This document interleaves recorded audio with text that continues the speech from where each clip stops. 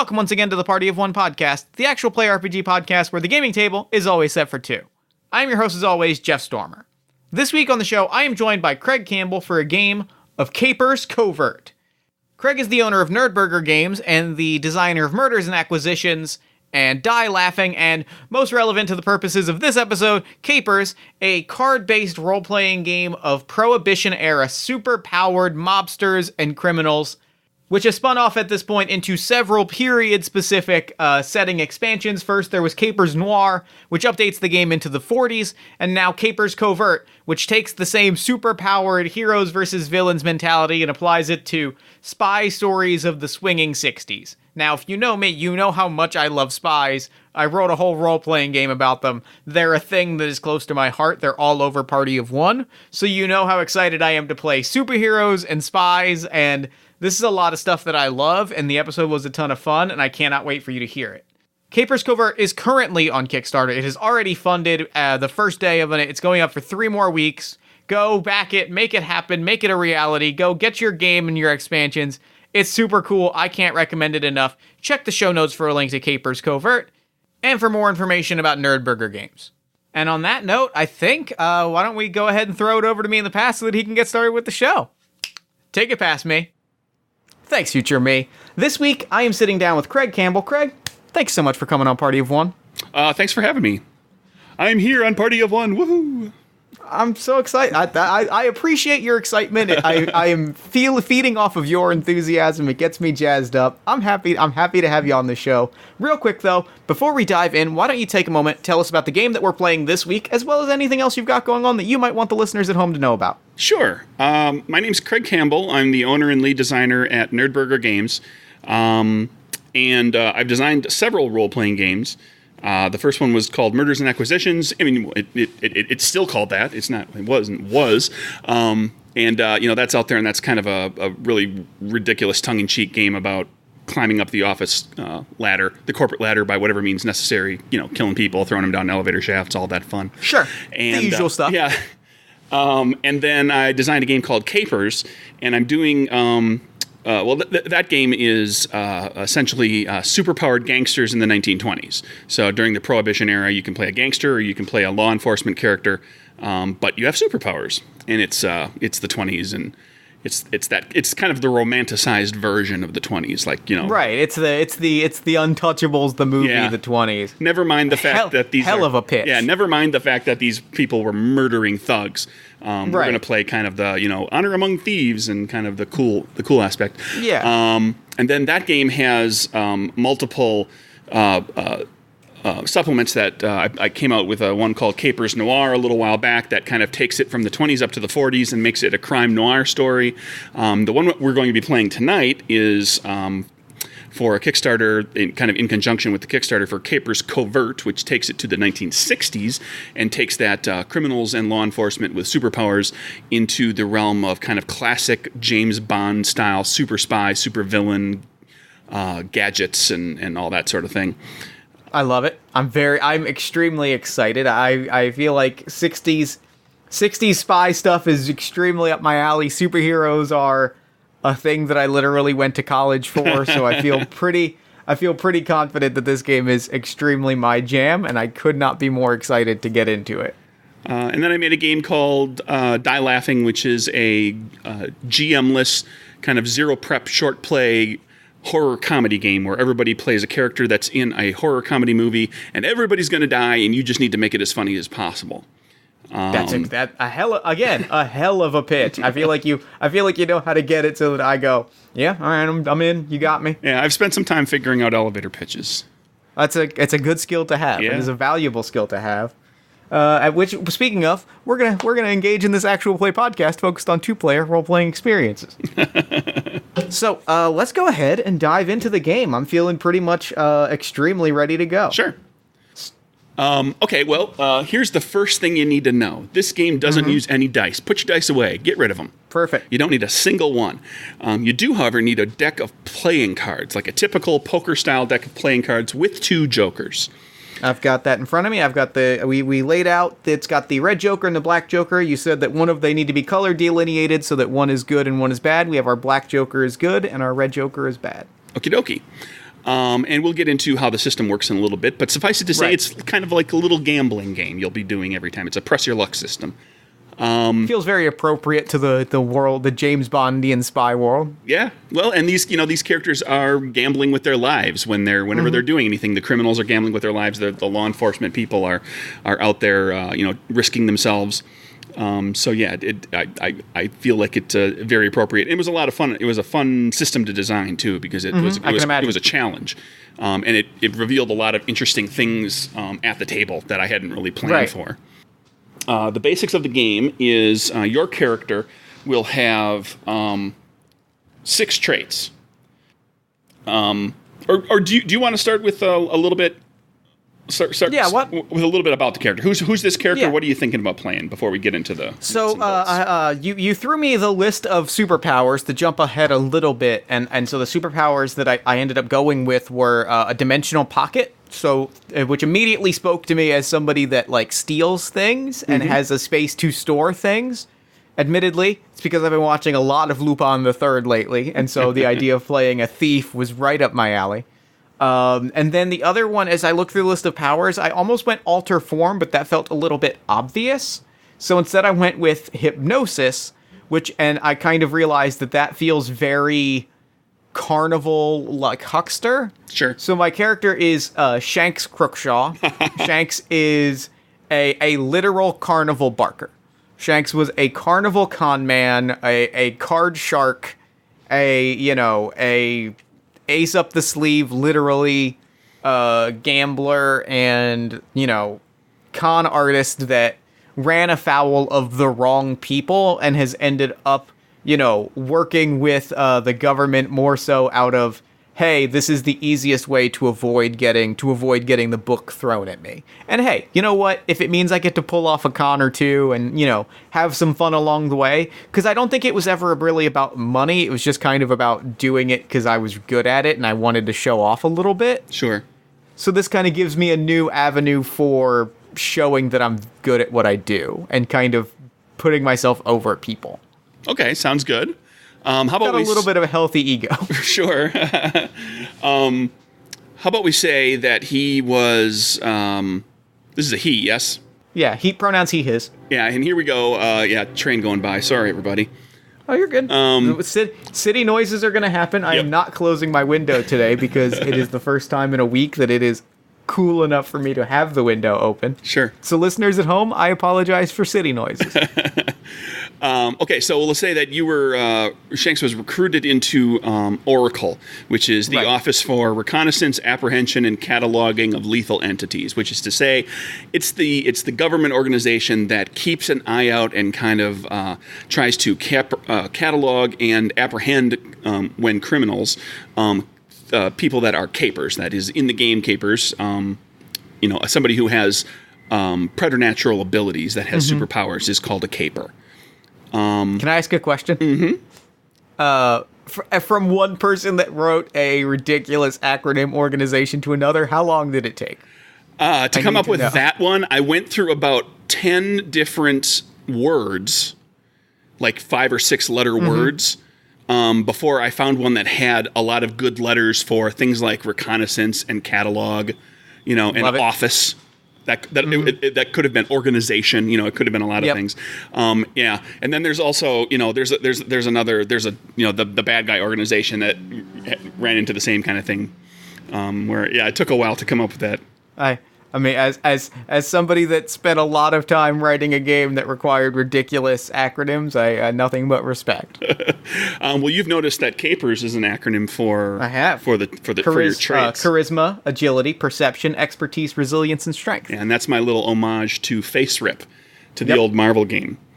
So anyway, where were we? Okay, so you've been recruited by Oracle. Basically, you got caught. And they said, well, rather than send you to prison, we're going to register you, and you're going to go and pull jobs for us. Kind of almost black ops. Like you're going to be even more off the books than the normal agents are off the books. You know what? That was okay with me because you know what you can't be if you're off the books on somebody's radar. Well, we'll see. Yeah, I guess. I mean, it made it easier to do the things that I love to do. There you go. So we got a basic rundown of the character. Yep. So basically, to create the character, what you need to do is you've got your powers, and we'll get to those in a little more specificity in a minute. But you've got 6 traits. Charisma, agility, perception, expertise, resilience, and strength. And they're all pretty much what they sound like. For clarification, expertise it's brain power. It's your smarts, your reasoning ability. Sure. And then resilience is kind of your physical fortitude. Gotcha. And so what you'll have is one of those traits will be rated as a 1. One of them will be rated as a 3, and all the rest will be 2s. Got it. I think I'm gonna go with my 1 is gonna be strength. I don't think I'm throwing a lot of haymakers. I don't think I'm a rough and tumble kind of guy. Sure. I think that my resilience and expertise are definitely 2s. I'm trying to decide if I want my 3 to be charisma, agility, or perception. I kind of think I might even want it to be... I think I'm going to go agility. I think it's agility. I think I am nothing if not slippery. Sure. And I think that feels like the right 3 to go in. Sure. And we'll be getting to skills in just a moment, and you'll be able to round things out a little bit to give yourself the appropriate capabilities. Because these are just the 6 traits that kind of govern. Yeah. Basically, when we're playing the game, you'll be making trait checks based off of these traits. And so, for the typical array is from 1 to 3. And then in the game, you can get 4s and 5s if you take the appropriate powers. Cool. And then, so you've selected those? Yep. And written that all up. So the way this works too is now each trait has a defense score that's associated with it, and that becomes a target score for when somebody's trying to do something against one of your traits. Cool. And so the way those work is whatever your strength, I guess, is a 1, so your defense score is an 8. All right. And that's an 8 on a card flip. You need 8 or better. For everything that's a 2, your defense score is a 9. All right. And for your agility, which is a 3, your defense score is 10. Cool. Easy. And then you'll be able to pick some skills, and the number of skills you have is based in part off of your expertise. So it's 2 plus it's 2 plus your expertise score. Cool. So you've got an expertise of 2, so you've got 4 skills to choose, and these are things that your character is particularly adept at, or has like specialized training in. Sure.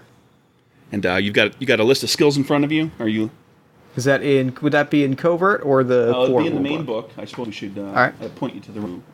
And this is my note that this is heavily edited, so pause as you need to, flip through things as you need to. It's page 17. Page 17. For the list of skills. Got it. Here we go. So I get 4 skills. Sleight of hand, obviously. Sure. I mean, there's no doubt there. To clarify on a couple of them that might be a little off, conveyances is vehicles. Okay. So basically everything that's mechanical that's big, generally speaking, cars, trucks, motorcycles.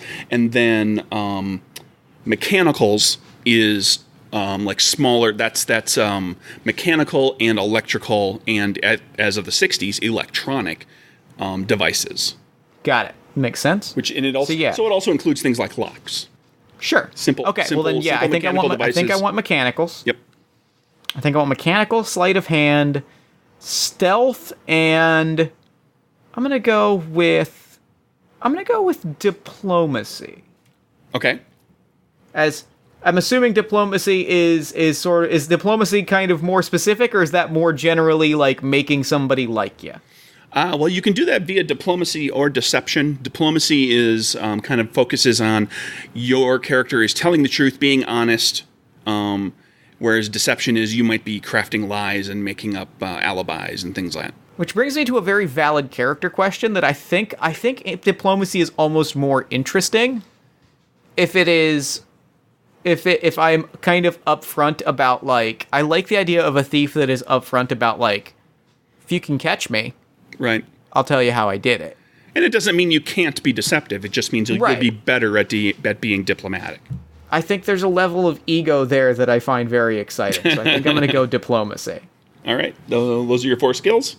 Yes, indeed. So you'll be able to you'll be able to use all of and you'll be able to do anything, attempt anything, but those 4 things you'll be particularly good at. Then we have some traits, some scores that are based in part on your character on your traits. You've got a body, your body score.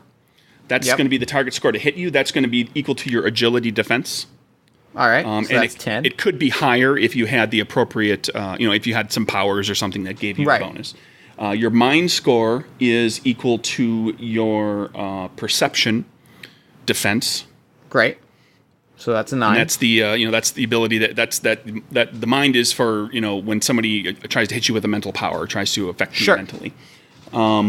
Your speed is going to be 30. 30. Great. And then you've got hits. Actually, I kind of skipped past that on the character sheet. It's back to the left of that stuff. Yep. That's your hits is your total. It's your hit points. It's your ability to take a punch. And so that's going to be your 4 plus your charisma modifier, or your charisma score plus your resilience score. So that is a total of 8. Sorry, I goofed that up. 4 plus double each of those. 4 plus double each of Double those. your so that is charisma and double your resilience. 4. So 4, 4, 4 is 12. 12, that's right. So you have 12 hits. Now, All right. as a comparison, the typical non-superpowered character has like 2 to 5. Okay. So I can take some punishment. Yep. Just by your nature, you Dig it. can Yeah. take a little knocking around. And then you'll also have Moxie, which is a pool of points that you can spend to gain a number of different things. You'll start with 3, and your maximum 3. is 5. All right. And we're going to kind of forego getting too crunchy into spend this much money for your gear and how much you have left over and all that sort of thing.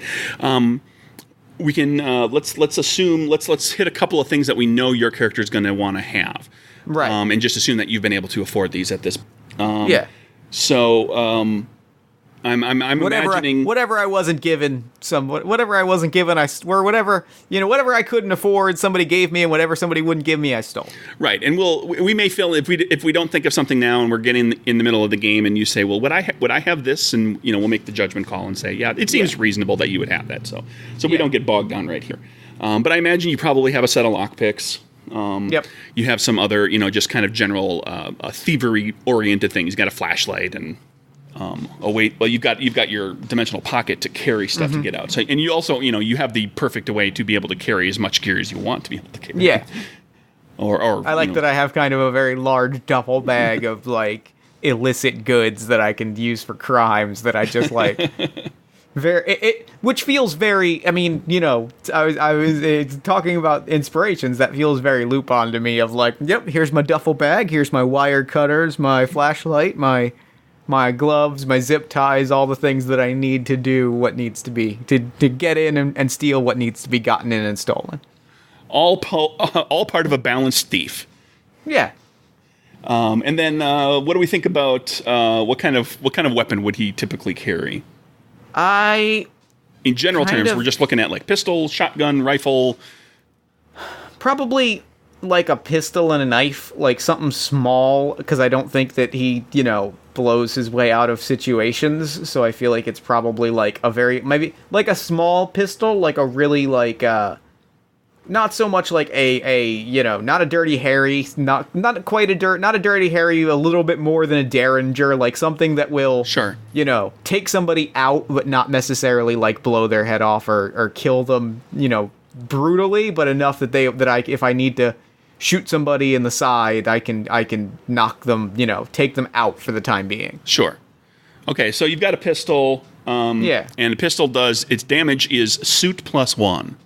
Suit +1. And we'll deal with what that means. And it's got a range of 50/150.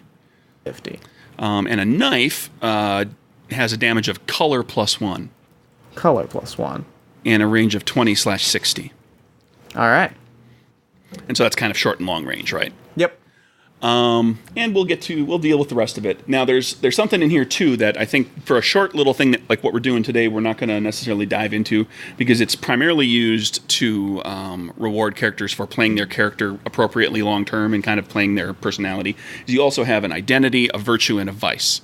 Mm-hmm. And that identity is just kind of generally what your character is all about, what their kind of core being is. A virtue is like the one thing that they hold to, that they consider important to them. Their vice is their thing that gets them in trouble. Right. And you can certainly utilize that sort of thing in role play, but rather than going down the whole list of all of them and wasting spending a lot of time here for something short, but just for the listeners to know that is something that you would go through as part of character creation. Yeah.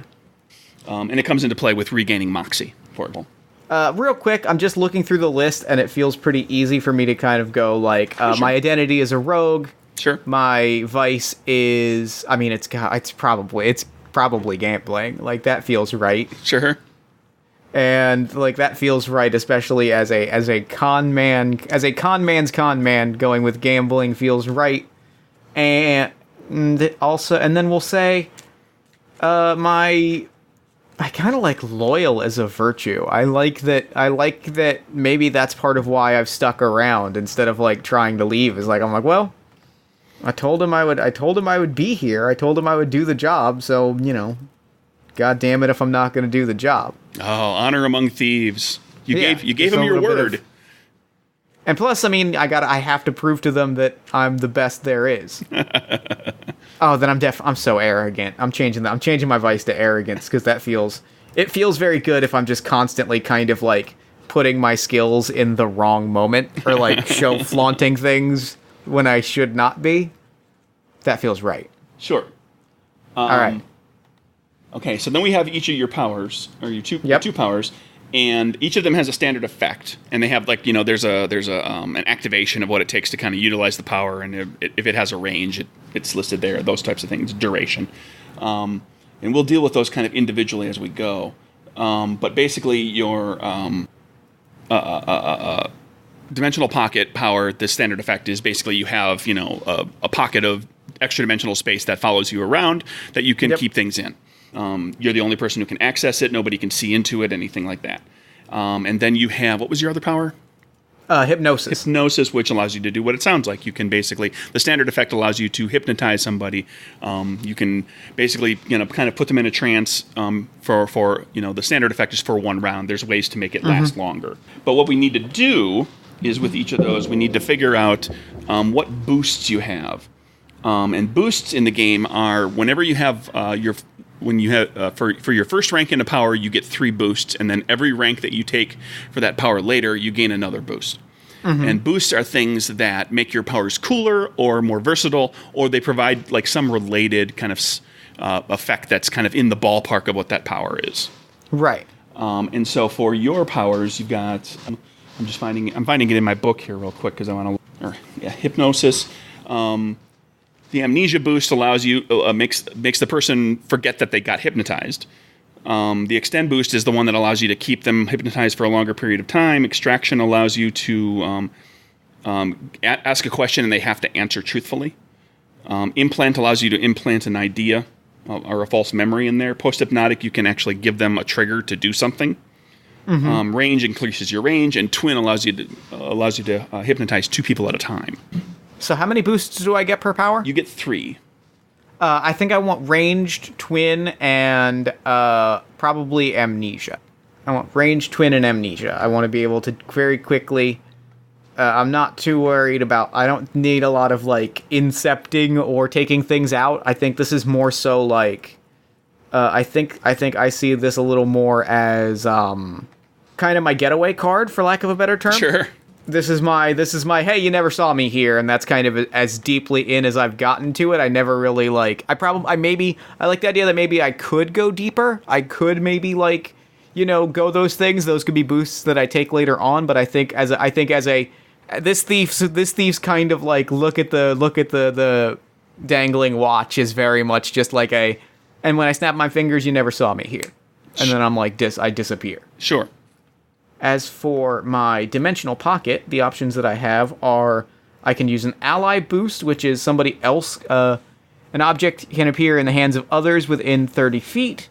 Multi-boost, I can retrieve or place up to 3 items in the space. Pocket boost was the one that I knew I wanted all along. Like, pocket boost, I like the idea of having a suitcase or a duffel bag, or like the pocket of my jacket, and just happen to pull out the thing that I need. Right, allows you to transfer something from your fancy dimensional pocket into a container, into a pocket or a briefcase or a purse or something like that. I'm going to go return boost. I can return objects I retrieved as a free action on the same turn I retrieved them. And size boost, the pocket is 5 feet in diameter while I maintain that boost. So if I need it to be a little larger, I can kind of go a little larger. Okay, so which ones did you say you were taking? Pocket boost, return boost, and size boost. And that's your character. All right, I like him. I very much like him. I like his ego, and I like the fact that he has I feel like he's got a lot of interesting motivations, and I like him a lot. I'm very excited to do a little bit of spy action and then kind of maybe leave it on a very dramatic cliffhanger. All right, how about we do this? Let's take it as written that a couple of things have happened, given that you are an Oracle agent. You've had your mission briefing, which is to say you went in and you perhaps flirted with the Moneypenny type, or had talked to the guy that hangs around in the front office of the Oracle office all the time, who knows far too much about what's going on, and exchange information with him. And you eventually met, and you were kind of given your mission, and you also met with your gadgeteer. And we're going to outfit you with a pair of binocular glasses. Perfect, love it. So you can see 10 times magnification. And we're going to hook you up with a grappling belt, which is basically the buckle of the belt can shoot off like a small grappling hook with a micro wire that allows you to help you to climb up or to rappel down from somewhere if the need should arise. Always good to have a getaway. Always good to see things coming. Always good to have a getaway. We don't know if those will come in handy because, when you watch the James Bond movie, it's like, everything he gets from Q is going to come into play at some point. I think, frankly, that's Q's superpower, right? Yeah. Is that he knows what's going to happen to James, and so he gives him exactly the tools that he needs. Yeah. No wasted gadgets. It's great for accounting. Accounting appreciates that superpower. All right, so... you Shanks are going to be in Las Vegas in the 60s. Classic Vegas. Oh, home sweet home. Specifically at the Sands Hotel. Out in front, there's the big, 45-foot tall Sands sign with the marquee underneath it stating that the Rat Pack is performing nightly. And you've been dispatched because you are a new agent. You are not in the system, so to speak, quite yet. Sure. They're asking you to go looking. There's rumor that somebody has managed to procure information in the form of, and it may have gotten pulled from one place. It may have gotten pulled from multiple places. The analysts are still looking into it, but they want to get on top of this as quickly as possible. That people's non-official cover. The knock list, as we all know from the first Mission Impossible movie. This is the list of Oracle operatives by their real name and their covert names. And in many cases, their locations, information like their fake social security numbers, their fake passport information.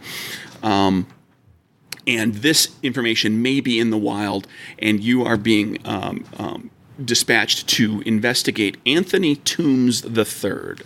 Who is a renowned, well-known black market information broker, to see if he knows where this is if he's involved, if he's responsible for it, or if he, perhaps is in the market to buy something, and you might be able to work something out with him to get this from him.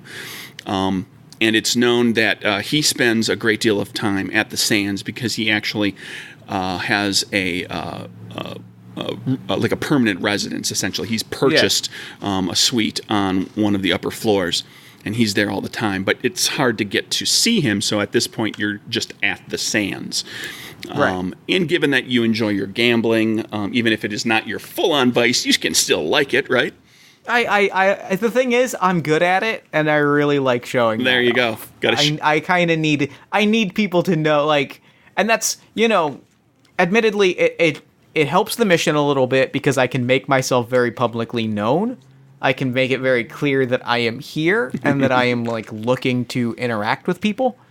But also, it really just helps me it helps me feel more comfortable because I am used to, carnival back room, poker game in a tent playing 3-card Monte, and it helps me kind of show these rich muckety mucks that I know a thing or two that they don't, and I've got a few tricks as well as a duffel bag full of stolen goods up my sleeve. Alrighty. And we're going to put you starting out here as we fade into the scene at a poker table. Because I don't know the rules for Baccarat. That's fair. I don't think anyone does. I believe even James Bond guesses. Yeah, he just places bets and just hopes, and then the dealer tells him and pushes a bunch of chips at him, and James is like, "Well, thank you." Well, all right. So you're there playing poker, and there's at the table is a rich kind of Texas oil man, bigwig look guy, kind of a high roller type. There's a lovely woman who is in kind of slinky, even for kind of an evening gown outfit. She's long blonde hair, and she has a kind of a quiet demeanor about her, but she seems friendly, and so when she does kind of chit chat with people, she manages to kind of get all eyes on her occasionally. But then there's a little something in her eyes that makes you think maybe she's up to something. There's also a kind of a really buttoned down business man who is. You've been around enough cheaters in your time to know that this guy is keeping quiet, looking at stuff. He's really focused and he's paying attention to stuff. You could swear he's probably counting cards. He's probably got some sort of system that he's keeping in mind, like how many high cards, what cards are showing, what cards aren't. He's looking at doing his. Seems like he's maybe doing his best to study people too. Maybe trying to place tells. And figure out what's going on. Counting cards. I don't know. I suddenly went into counting cards. I don't know if you count cards for poker. That's a blackjack thing. I think that's a part of the. There's part of one of the things well. You can kind of keep track of. However the deck is played, but regardless, he's really concentrating on what he's doing. He seems like he's kind of maybe a little out of his depth, but he's trying really hard. And you've seen that type before. And so there you are, and we'll say the Oracle has hooked you up with, let's say about $300 in just disposable income, which is a tidy, not a bad sum for the '60s. So Shanks, I'm picturing very much like a Jack Klugman, like an Oscar from The Odd Couple type, ruffled tweed suit with the brown elbow patches. And is sort of started leaning back in the chair a little bit, and it's sort of this is part of my intentional poker strategy. Is I am looking like the rubiest rube that ever rubed. I am just consciously looking like I do not care to be here. Like I'm puffing on my very stubby cigar. I am looking at the cards with one hand and then talking through the cigar like. Yeah, this is probably good. This is probably fine. All right, let's do this today. Okay. Hey, big Tex. You going in? We're gonna go hard this one. We should go hard this one. He gets right up in your. He turns to you and kind of gives you all of his attention. Leans in a little bit, kind of fat fists, pushing a couple of chips. And there's you keep talking over there, boy. We'll take care of things here. We'll see how this plays out in this next hand. All right, I'm all about it. I love it. Love a good game. Happy to be here. Happy to be at the stand. The young woman who's there seems slightly bemused. The business suit looking guy just is not paying attention to what any of you are doing. Let's do this. Let's figure out how you're gambling. Let's see how you do. But how are you gambling? That's one of the things in Capers is that there's not specifically a gambling skill, because you can gamble in a lot of different ways. You can play the numbers. You can play the odds, and that becomes kind of a smarts thing, right? You can attempt to play the player, so you can try to read people and determine tells. You can also go out and out mechanics style and cheat and actually try to manipulate cards and sleeve cards and move cards and misdirect and those sorts of things.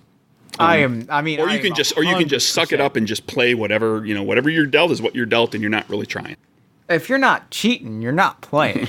I feel like that's carnival. That's carnival play 101. Is if you're not cheating. And besides, it's not like I don't have a deck of cards. It's not like I don't have a deck of cards and 6 aces, ready to drop at a moment's notice. This is not my first rodeo. Sure. Literally, the carnival used to run with a rodeo. It was a whole thing. Sure. Okay, so how are you? You're actually going straight up mechanics, like actually what they call a card mechanic. You're manipulating the actual physical cards. So let's do this. Let's call this an agility sleight of hand check. Every trait check is based off of a trait and a skill, and the way it works is you have your trait score for your agility. That's what. My agility's 3. And that forms what is called your card count. If you have the appropriate skill, in this case, sleight of hand, do you have that skill? Yes, I do. Then you gain a +1 to your card count. All right. And if you didn't have sleight of hand, you'd just stick with straight agility. So you can always try anything, even if you don't have the skill.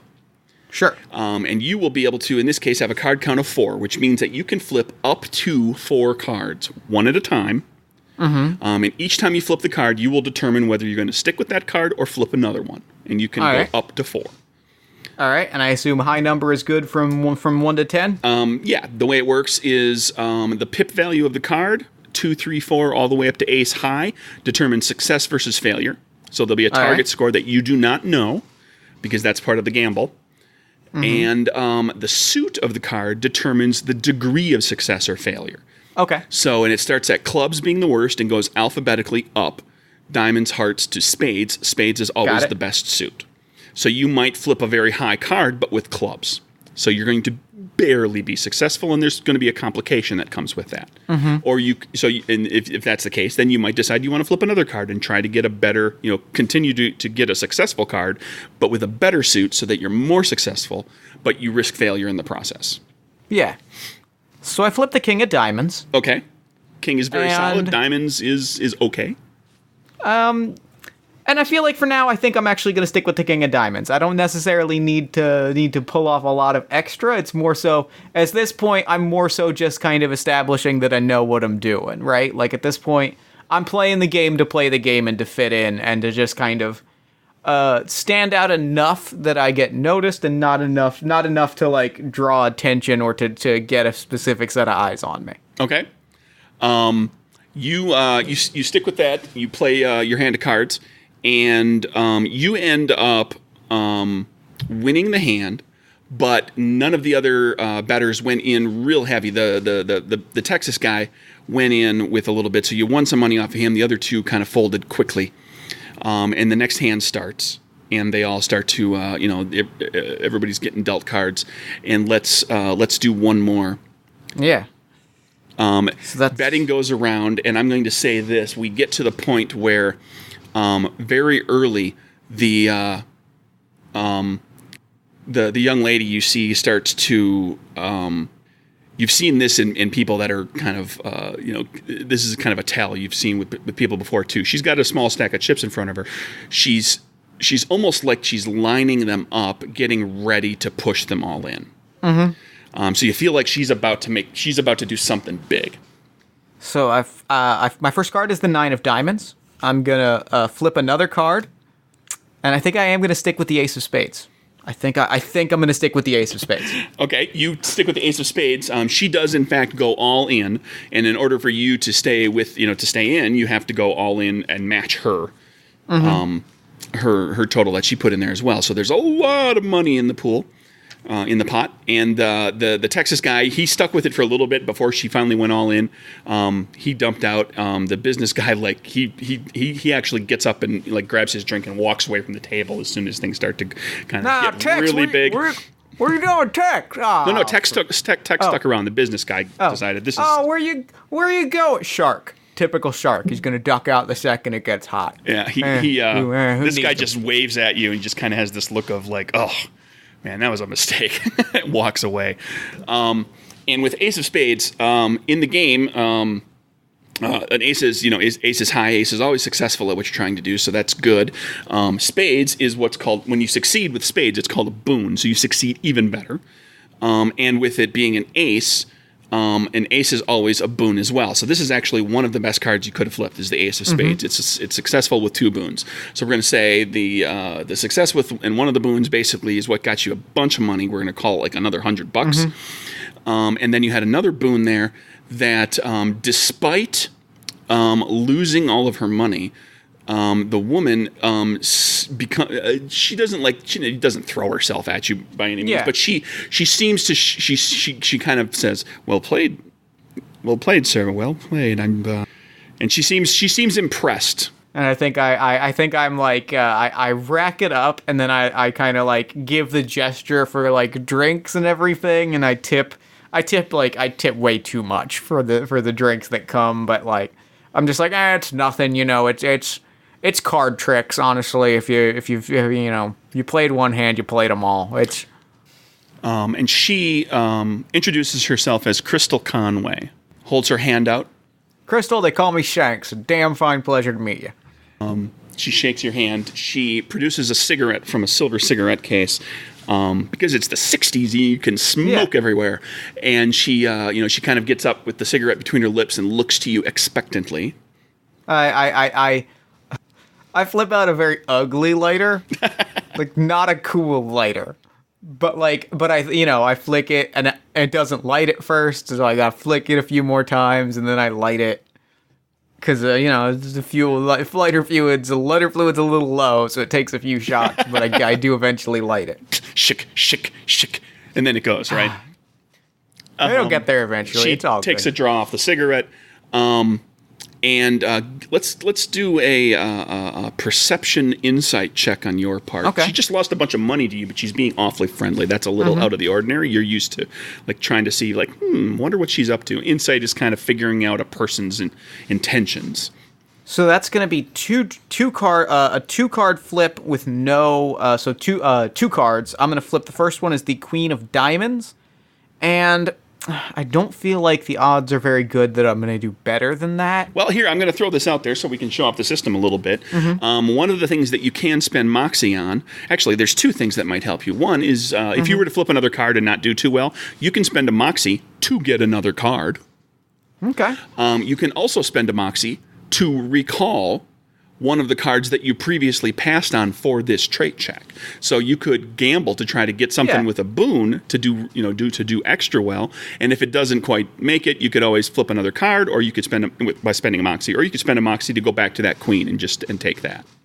Let's spend that Moxie and flip that card. That is actually the King of Clubs. I'll take the King of Clubs. Okay. That sounds like that's an improvement. Okay.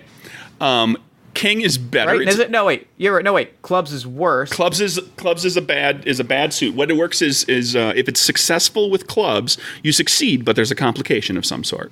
Actually, succeeding with clubs is one of my favorite cards to see in the game. I'm going to use let's stick with it. You know what? Let's stick with it, but I won't use the Moxie. I won't use the Moxie to recall it. So I flipped my second card. It was the King of Clubs. Let's go with it and see what happens. Rather than giving up the Moxie, you'll just eat the complication. Yeah, we'll eat the complication. Complications are fun. Yeah, they drive good story. All right, so she seems impressed with you. She seems like she's got an interest in you. She seems like she's just this side of asking you something, but she's not quite sure how to phrase it, how to put it. And you do catch. As part of as kind of the complication, I'm going to put this in there. She glances kind of over your shoulder, real quick, and one of those where she looks very specifically in a direction, and here in the sands there are mirrors in a number of different spots to confuse people and keep people from walking too far, and they just want you to walk to another table. There's no clocks, it's all the standard tricks to keep you in the casino. It also makes it look bigger and busier and more fun. And you catch in one of the mirrors that she's looking at a tall, thin gentleman who is wearing, of all things, he's got a suit coat and a tie on, but he's wearing a top hat. Like an old school top hat, which is not something you see too often in the 60s anymore. Oh, all right. Okay. So I got eyes on my back. But, so based on your, kind of, you feel like she just looked at him and kind of gave him a look, a knowing glance of some sort. All right then. So I lean forward. I put out the cigar, and I wipe my lip a little bit, and I just lean forward, and I'm like, so, it's getting late. I got some money to spend elsewhere. So let me put it to you this way: if you got something to ask me, It seems like you're dancing around the subject, so I would say you've got about one question left to ask me what you need to ask me before I go off on a spending spree. You dig? She kind of cracks a bit of a smile, looks to you and says, "You're not here just to gamble, are you, Shanks?" Oh gosh, no, of course. Oh, come on. You've got to know me a little bit better than that. I wouldn't put all of this work into winning everyone's money if it was just for me. I mean, well, no, I'd have put in the work either way, but I'd have done it a lot quicker. I guess is what I'm trying to say. Truth is, I'm looking for a fella named, well, I've been calling him Tommy Toombs in my head, but I'm sure that ain't exactly what his name goes by, so something like that. Supposed to talk with him about, this and that, stuff, gossip, talk around the town, that kind of thing. Sure. You get a flash, just in her eye, kind of a flash of recognition when you say the name Toombs. Like she doesn't immediately get a puzzled look on her face. Like, the typical person, they kind of give themselves away very quickly. If you ask somebody about, I'm looking for this person, and if they don't know who you're talking about, they immediately kind of have this, I don't know. I'm not sure who that is, but she has this kind of mildly, and she starts to kind of chat you up with what turns out to be like really, like she's coming across as interested, but not too interested in you. And as if she's, the questions come and they're leading questions. She's trying to get you to say more. And she's trying to get you to kind of throw something out there and maybe see if you'll reveal something more about what do you, I guess the question, ultimately comes down to, there's no check that she's using to kind of manipulate you or anything. It's really a question of where you take that. I think I take it where I kind of cut through the nonsense. Like I said, I think my specialty's not deceiving people. It is, showing my hand because it makes the card trick all the more impressive.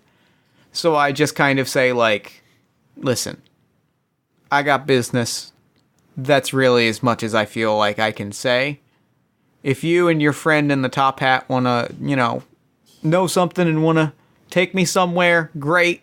If not, if this is going to turn into a whole thing, that's fine too. But I would appreciate it if you were upfront with me, because I'm being a little bit upfront with you about, what's going on here. So why don't we cut through this? Why don't we skip ahead a few chapters and we get to the meat of the matter here, which is ideally me across the table from Toombs. But if there's a detour on the way, well, so be it. Right? It's Vegas. As you ramble all of this out, she that crack of a smile. It just turns into like a little bit bigger of a smile and kind of turns into a smirk. Like she's a little proud of herself. It seems like for getting you just to start kind of ram out there and putting your cards on the table that you're not looking to screw around more. And she says, "Well, I do know that Top Hat there works for his right hand man. I guess that's the phrase." Well, all right then. I appreciate, damn decent of you to put it on the table. Let's bring him over. Let's have a round of cards, and we'll see where the night goes. And I kind of awkwardly spin in the chair. Sure.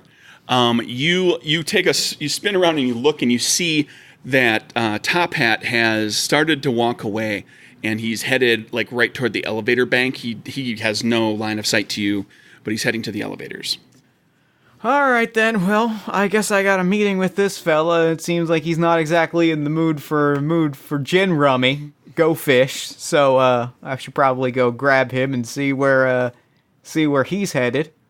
But hey, listen. I push back her money, and I'm like, you played a great game of cards. You beat the best. I can't believe you beat me in a hand of cards. At least you left empty-handed. So you're giving her money back. Yeah. Okay. She accepts it. She thinks that's she's clearly just kind of taken aback by that. She takes a little bit of the money that she had there that you gave back to her. She hands it over, slides it across the table to the dealer to tip, and then gathers, kind of does the forearm scoop of all the chips into her handbag, and gets up and starts to walk away. And I am going to hustle. I'm gonna weave between people, kind of consciously moving through crowds, like consciously kind of bumping into a few people so that the old ladies on the slot machines get very angry, which is a true story experience of Jeff Stormer's. Consciously kind of occasionally like bumping up against like an old slot machine lady and moving that way to kind of clearly make it so that to clearly kind of not put eyes on me, but more so just sort of like cause a little bit of commotion so that there's to maybe either stall Top Hat or to put him off guard a little bit so that he kind of takes a more direct route that I can more easily kind of tail a little bit. Okay, well, he's tall and has long legs and is really, has a straight shot. And despite his height, he's not gawky. He doesn't walk around like a baby giraffe. He has a purposeful gait, and he is moving. He gets, kind of gets to the elevators rather quickly. Question for you: as you're heading away, you're leaving Crystal Conway behind. Do you ever look back? I think I do kind of throw a glance back just to make sure that I'm not being followed. Okay, you take a look back and you see that she has walked away. She's not following you, but you catch her looking back at you. And I give her like the 2-finger salute. That's not the British thing with the 2 fingers up. No, sort of the 2 fingers, yeah, the little like cockeyed over the eyebrow, kind of looking at you. Yeah, a little bit of a wink. Yeah. Okay, you got it. So you are able to get kind of across the casino to the elevator bank, and you have to make a choice. There comes a point where the elevator's opening and Top Hat's about to walk inside. You could bolt and catch up to him, or you could just let him go into the elevator. I am going to slide on my glasses, my binocular glasses. Mm-hmm.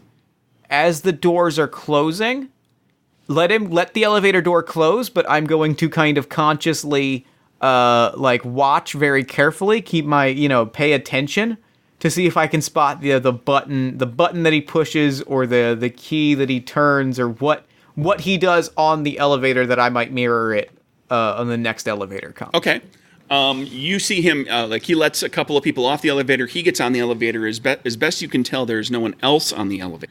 Mm-hmm. He reaches in, and you're outside, from the front, so you're not seeing the button itself, but you can kind of see where his arm goes, and you see where he goes to push the button, and then you eventually catch up. You can click off your glasses so that you're not looking at the detailing on the elevator door when you get up tight to it, and there's the the old time 1960s ticker. Which is basically, it's a half circle of numbers with the arrow that follows the elevator car. You see where it's going, and it's going up and up and up. And from where he put his, pressed his hand forward, you're guessing that, typical elevators, the numbers start 1, 2, 3 at the top, and they go down, start at the bottom and go up. And he seems to be he's probably pressed fairly high on there, so probably to a high. And this is a 16-story tower. The elevator goes all the way up to the 14th floor and stops there briefly, and then starts moving back. So I'm gonna just kind of casually grab the next elevator. Sure, press the button, and I think I'm gonna make sure that there's no one waiting, and if there is, then I'm gonna use a little bit. I'm gonna consciously, I think what I'm going to do, if anybody's waiting, is grab another cigar and, puff it, raise a stink, kind of, scratch myself a little, just make myself the ugliest tourist I can to kind of get people to, be like, I'll let you have this one. Sure. Rub my nose a little bit, You make yourself repugnant. Yeah. And have no real problem with getting on an elevator by yourself.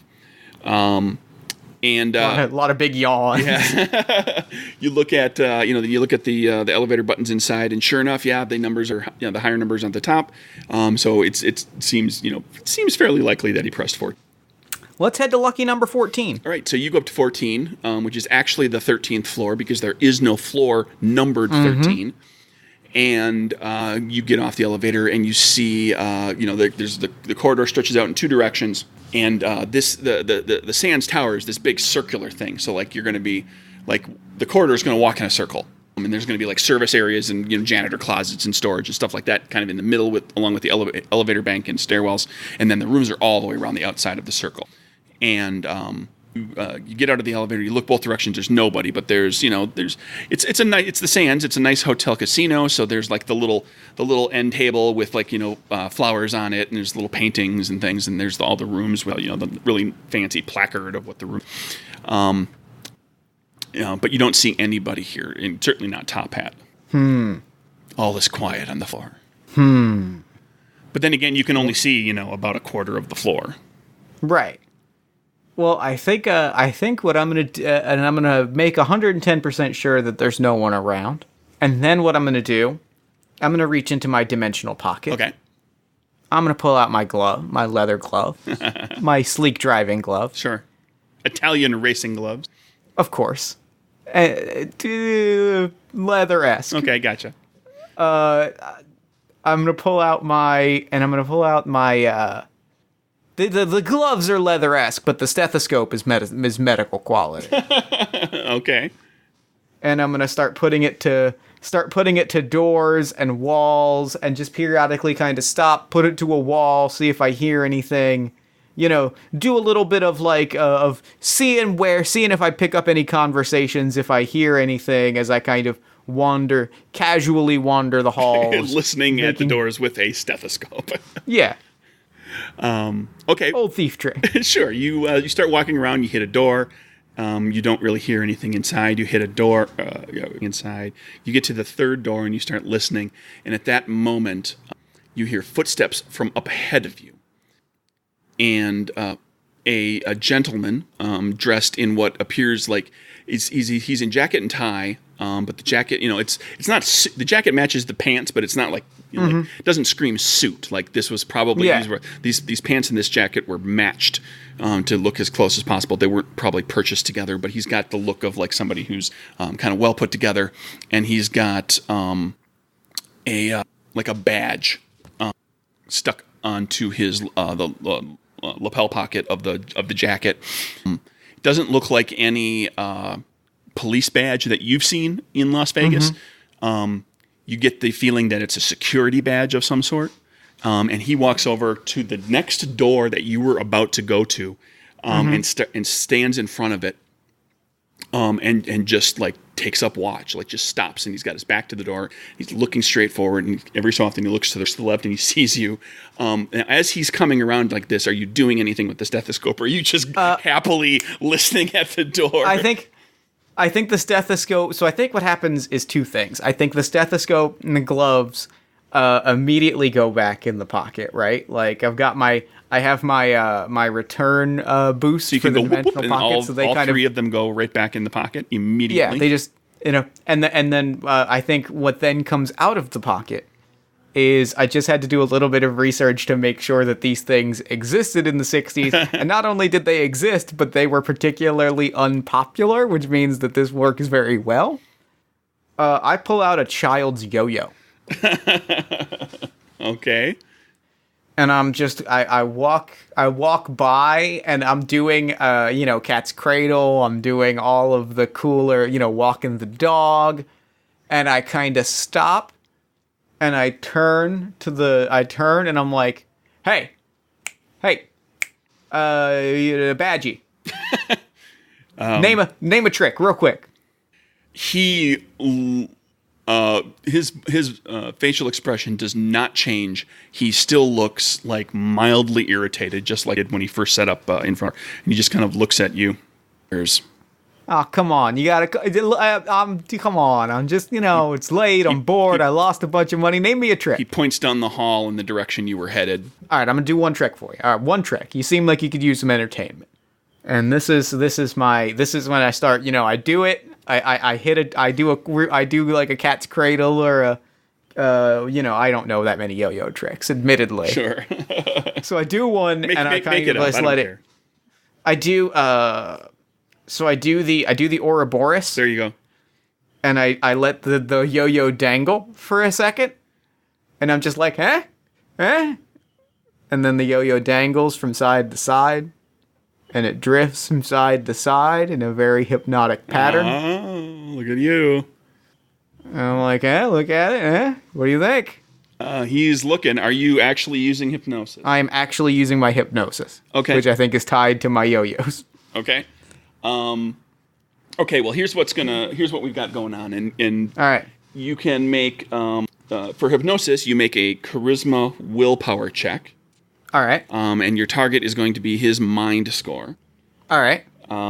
And so at rank 1, you can basically put him into a trance for a round, basically.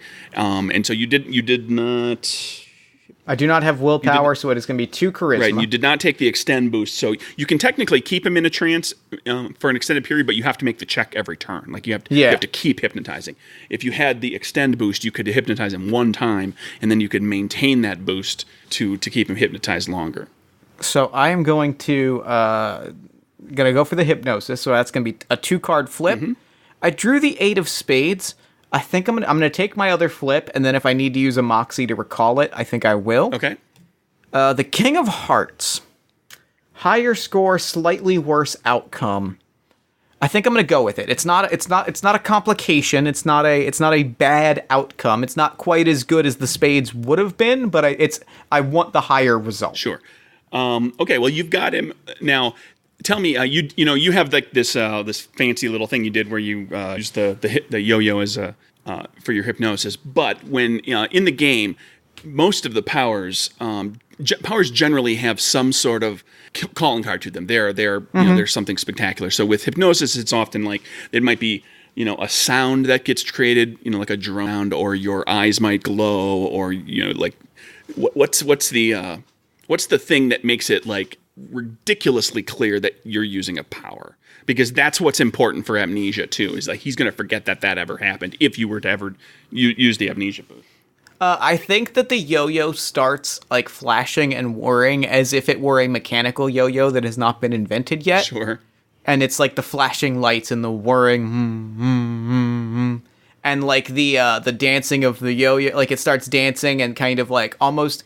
I said it was an Ouroboros trick, which I'm picturing as a very kind of circular intertwining string. Sure. And so like it kind of starts to dance, like the yo-yo starts to dance as if it were like a serpent, and it kind of starts to rise up in front as if the serpent is rising, as if the serpent head is rising, and it's dancing and it's flashing and it's whirring, and I'm just holding it there, and I'm just like, why don't you step aside for a second? So it's clearly out of the ordinary.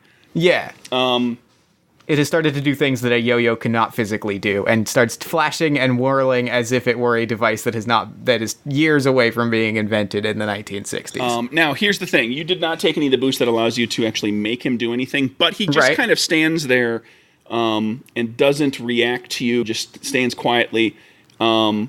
So then I'm just going to kind of casually like slip around, one of the things you could nudge him. Like you give him a little nudge and he takes a step and kind of gets a little bit out of your way, but then otherwise just kind of stands there. Exactly what happens. Yep. So you do that. That gets you to the door without him kind of being in the way. What are you going to try to do there? And he stays, essentially hypnotized for a round. I'm going to... I'm assuming the door is locked, so I'm going to certainly try. And if not, I'm going to, click the open thing, and assuming it doesn't open, I'm going to crack this lock. You're going to need to pick that. That's going to be agility mechanicals. Yep. To pick a lock. So that's going to be 4 cards. Yep. That's a 10 of hearts. I'm going to go with it. I'm going to go with the 10 of hearts. Okay. You pick the lock.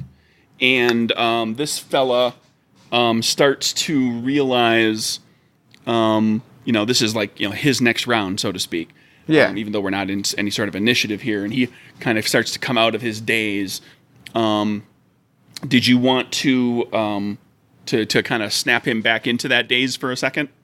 Yeah, I think I should. Okay, I think that's probably the right here's what call. you're going to ultimately want to do. This is the way we're going to learn how boosts work. You can use up to 3 boosts in a given turn, and you can only use each one time. All right. And you can use boosts from different powers. Great. So in this case, you're looking at like you want to use amnesia to have him forget about this having taken place, right? So you're going to make a check. Or actually, let me describe it this way. Whenever you use a boost, for each boost that you use, you reduce your card count by 1 for whatever it is you're trying to do that turn. All right. So if you were shooting a gun and had 4 cards, you would go from 4 cards down to 3 cards. In this case, you're going to be making that charisma check normally at 2 cards, -1, Now so that he will forget this. So you're going to be at 1 card, but you've got Moxie to get that extra card. So I flip the card. That's gonna be the Queen of Hearts. The Queen of Hearts, you going to stick with that? Yeah, I think I'm gonna stick with that. All right. You kind of keep him in that daze for a round, and you've got the amnesia boost in place, so he is going to forget doing that. He's going to have a weird moment where he was like, he remembers standing in front of the door, and then now all of a sudden he's a step or 2 away. So it's a little odd, but he won't remember like you walking around him. So you can slip inside the room at this point. I think exactly what's gonna happen. I think I walk inside. I think I look around. I see what I'm up against. You walk in, and standing in front of you, like you walk in the door and like shut the door, and you walk into the suite, and right around the corner in the suite is Top Hat. Top Hat, hey buddy. And he says, "I understand you've been looking for me." You know I have. You know I have been, buddy. And then it occurs to you, you remember like looking back at her and she was looking back at you. And as you were, parting in the casino, you were walking to the elevators and she was walking straight at the public phones. Yep. All right then. And he invites you to come in and sit down and says, wait, let me remind me, did you, you just told Crystal your first name, correct? Yeah, Okay. just Shanks. So he says, would you care to join me for a drink, Mr. Shanks. Mr. Shanks? Yeah, I figure one name is fine, right? And he You're Top Hat, I'm Shanks. Who needs more names? he invites you over and says to a like a little sitting area. If this were a room unto itself, it would be the smoking parlor. It's like nice plush furniture with a big fat, one of those giant cigar ashtrays with a cigar box and a cutter and a lighter. And a little table to the side with a couple of different brown liquors and glasses and ice. And he pours you a drink, hands it to you, and motions for you to have a seat at in one of the chairs. All right, don't mind if I do. And I sit, and I sit, and I immediately start leaning back and wavering, and I'm toughing I'm continuing to puff the cigar. And he says, "We'll just wait for a moment here." And Take your time. he sips his drink and lights up a cigar, and you hear a click, and the door open, and in walks Crystal Conway. And she walks in over to right in front of where the two of you are seated talking, and she looks at you, glances, kind of half turns, glances back around, kind of. Didn't have any trouble getting past Bruno, did you? Bruno's a teddy bear, his sweetheart. I gave him the doe eyes. I asked nicely. I said pretty please with sugar on top, and he let me walk right by. She says, "Yes, of course, I was." And for just the briefest moment, her skin turns crystalline, and then turns back to human skin. And there's this slight tinkling of sound, like the sound of crystal or glass kind of chiming against like a crystal chandelier might sound. It's gotten caught by the wind. That slightly wind chimey sound. And the fellow that you know as Top Hat, who's currently not wearing his hat, he's taken it off, says, "Well, let's have a talk." And What? that, I think, is kind of like, where is this? I feel like that feels like a good cliffhanger. I feel like where that's is this going? Who's top? He said, a lot of good questions. he said, you've been looking for me. Mm-hmm. Crystal apparently has something up her sleeve. This becomes, at this point, if this were a longer adventure, it would become a question of, okay, where is this information? Does Top Hat have it? What's Crystal's involvement in this? How do you get the information? Once you get it, how you get out of there? Would there, do we have a great car chase sequence at that point? Mm-hmm. Do we have, do you have to take out a half dozen hench people? All of the classic kind of spy caper tropes that could come into play. And you also have that grappling belt with you. If you wanted to, you could go over the balcony. Yeah. And go down a couple floors to get out of a scrape if you needed. Always a good way to exit a scene. I do think the last thing that we see before the cliffhanger is I take out the yo-yo and I start twirling it around. Not doing the hypnosis, but kind of just like putting all of my cards on the table, kind of pun intended, of like swirling it and kind of going like, let's talk. I think that we've all got a lot of things to talk about today. Sure. And I think that's our cliffhanger. I think, and that's a game. That's fantastic. God, I love this game. This is a very cool game. Well, thank you. I'm glad you enjoy it. If you listeners out there enjoy it, there should be a Kickstarter going right now. Hopefully, literally at this moment, go back the Kickstarter for Capers Covert. This is a cool game. I'm a big fan. I love the gambling mechanic. I love the press your luck. I love the way that works, and I'm super into it. So I am very much here for all of this. Like, the setting is my jam, the mechanics are my jam. This is very, very good material. And and the Kickstarter is for to get the Capers Covert supplement made, but there are backer tiers in there that'll allow you to get the the base game at a slightly cheaper price and everything too. Excellent. And the other supplement and other things, and there's lots of different ways you can do it. And that rules. Yeah, and on top of it, there's going to be a backer level in there too that gets you. You can get a hold of the accessory kind of stuff too, some of that, because there are, I went all out with Capers when I made that, and there are Capers themed playing cards where all of the face cards are NPCs from the game. Love it. And there's Moxie cards, which is kind of a rules variant thing you can use, and there's maps and minis. Like just paper Excellent. minis kind of stuff, and there's all sorts of stuff, and there's adventures and all sorts of stuff that you can get with the game. So yeah, that's Capers and Capers Covert. I loved it. That was fantastic. Thank you so much for coming on the show and playing it with me. This was a blast. Thank you for having me. I want to see what happens with this guy now, with Shanks here. I loved the story that we told. I love Shanks as a character. This is everything that I love. I really want to see, and I understand the name of the podcast and why we're here, but there's a part of me that kind of wonders, like, what would this guy be in a team too, like a Mission Impossible style team? How would he relate to other people too? Because he's really full of himself. So that's a lot of fun. Oh, extremely so. I loved it. Thank you so much for playing with me. Real quick, before we wrap up, where can people find you and your work online? Sure. There's the Kickstarter going on right now. You can look for Capers Covert. You can find all sorts of stuff that I'm working on at nerdburgergames.com. There's links there that'll get you to all sorts of other things, including my Discord, where we've got a nice little community of people. On Twitter, I am at nerdburgercraig.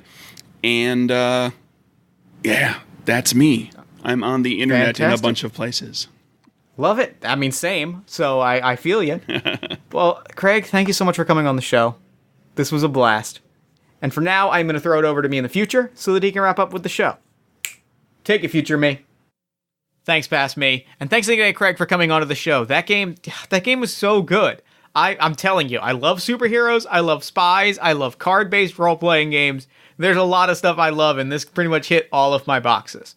Be sure to hit the show notes for a link to the Capers Covert Kickstarter. Like I said, it's already funded. Go get your game, get your expansions, get your stretch goals, make it happen.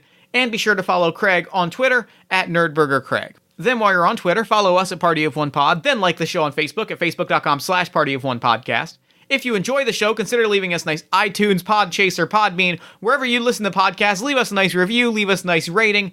Help us stand out and help us grow and do bigger, better, and cooler things. You can also just, tell a friend, give us some love on social media. Do whatever way you want to spread the word about Party of One. I deeply appreciate it. It always makes my day. You can also support the show financially at patreon.com/JeffStormer. That supports not just the podcast that I create, but the games I design, the community support stuff I do, all of that good stuff. Lastly, if you want to just kind of hang out with us and talk about the show and about Gritty and wrestling and all of the other good things in the world, you should head over to bit.ly/PartyOfOne Discord and join the Party of One Discord community. It's a good group of people talking about good fun stuff. What's not to love? That's bit.ly/PartyOfOne Discord. Speaking of things that are good and that you should love and that you will love when you give them a chance, All My Fantasy Children is a character creation, storytelling, and world-building podcast powered by you. Every week, my best friend Aaron Catano Saez and I take a listener-submitted prompt. We spin it into an original fantasy character, and we populate a shared universe one story at a time. New episodes drop every Friday at allmyfantasychildren.com. Party of One is, as always, produced and edited by Jeff Stormer and Jen Frank. All music for the show comes from the song Infinite Lives by Megaran, featuring the D&D Sluggers. If you'd like to inquire about advertising rates, press coverage, or about guest appearances on the show, you can email me at partyofonepodcast@gmail.com. And that's it for me. Until next time, thank you so much for listening. Remember to fight the forces of fascism every single day. Remember that self-love and self-care are radical and defiant acts of resistance. And as always, party on, everybody.